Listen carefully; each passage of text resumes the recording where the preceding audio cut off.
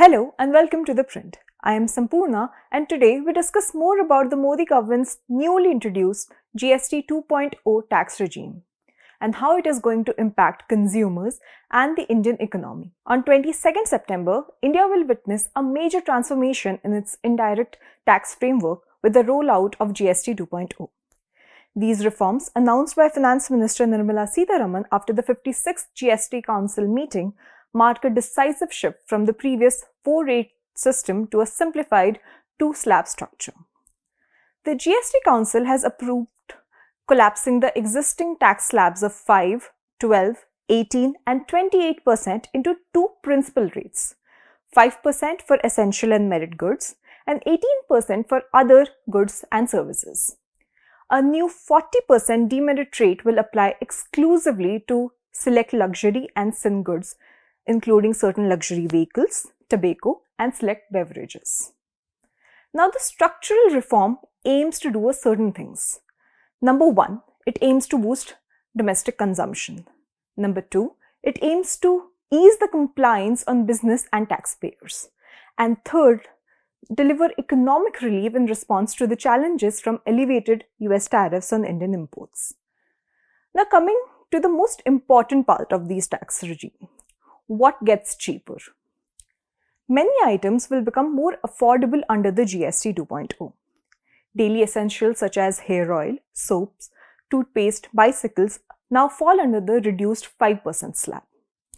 Certain packaged foods like jam, honey, namkeen, pasta also see reductions. The government has also made 33 essential drugs, including those required for cancer and rare diseases, GST-free, while reducing the tax rate to 5% for other medical goods. Ultra-high temperature or UHT milk, prepackaged paneer, and Indian bread such as paratha, khakra, chapati are also exempt from any GST, effectively making these items tax-free. Agricultural machinery, fertilizers, handicrafts, leather goods, and certain textile have also seen rate drops to 5%, supporting rural and manufacturing sectors. Hotel stays below Rs 7,500 per night and renewable energy devices also benefit from these reduced tax. Now, on the sad aspect, what are the items that will get costlier? The new 40% tax slab targets luxury vehicles, EVs and motorcycles over 350cc. It also targets carbonated and caffeinated beverages. And thirdly, leisure activities such as gaming and lottery. Tobacco products retain the highest tax rates due to the compensation cess obligations. Prices for small petrol and diesel cars, that is, engine size up to 1200cc for petrol and 1500cc for diesel, length below 4 meters, fall into the 18% category, reducing the price of popular models like Maruti Suzuki, Hyundai i10 by 5 to 7%. Larger vehicles, luxury cars and hybrids will be taxed at the new 40% rate. Cess on these have been reduced, moderating the net increase. Cement's GST drops from 28% to 18% and it serves as a boost to the construction sector. GST rates on farm machinery and fertilizers drop sharply, which is expected to spur rural demand and lower production costs. Apart from the tax revisions, GST 2.0 also introduces operational reforms. A key institutional reform is the launch of the GST Appellate Tribunal or GSTAT, set to begin accepting appeals by the end of September and to resolve all backlog cases by June 2026. The timing of these reforms is particularly strategic as India grapples with elevated US tariffs of up to 50% imposed on the majority of Indian imports. Analysts suggest that consumption-boosting measure will help mitigate the impact of Trump trade policies by strengthening domestic demand. Goldman Sachs has already revised India's GDP growth forecast upward to 7.3% for 2025, factoring in both adverse effects of the US tariffs and the positive impact of domestic reforms. The move is aimed at expediting dispute resolution and promoting a more business-friendly environment.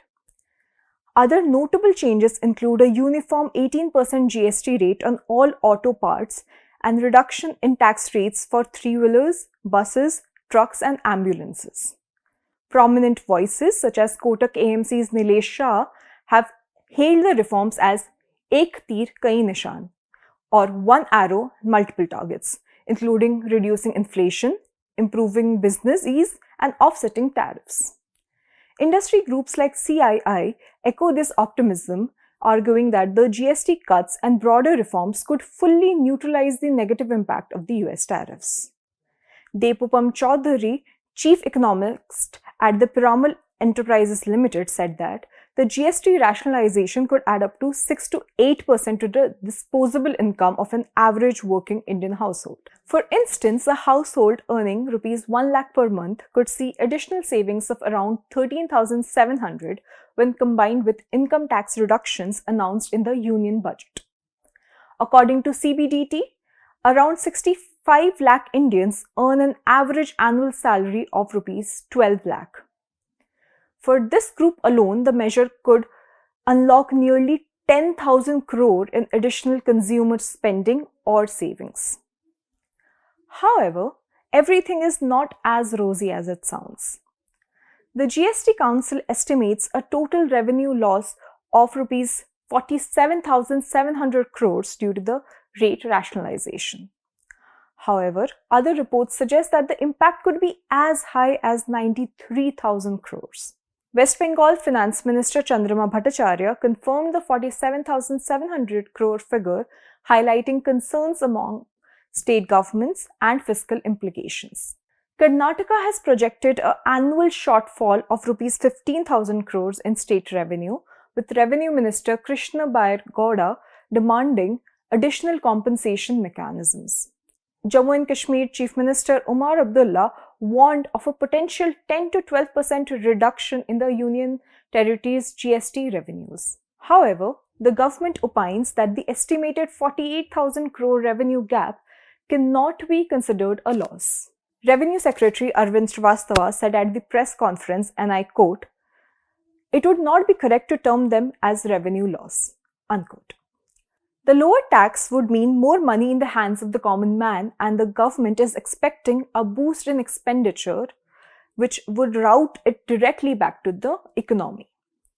Srivastava said that the government believes that this will fiscally be sustainable. There will be financial buoyancy and compliance will be higher, he said. Sitharaman too echoed a positive tone towards the unanimous decision. She said, and I quote, "I think it will have a very positive impact on the GDP. Key drivers of the economy have given prominence," unquote. That is all I had for you today. For more from The Print, become a subscriber at theprint.in/subscribe.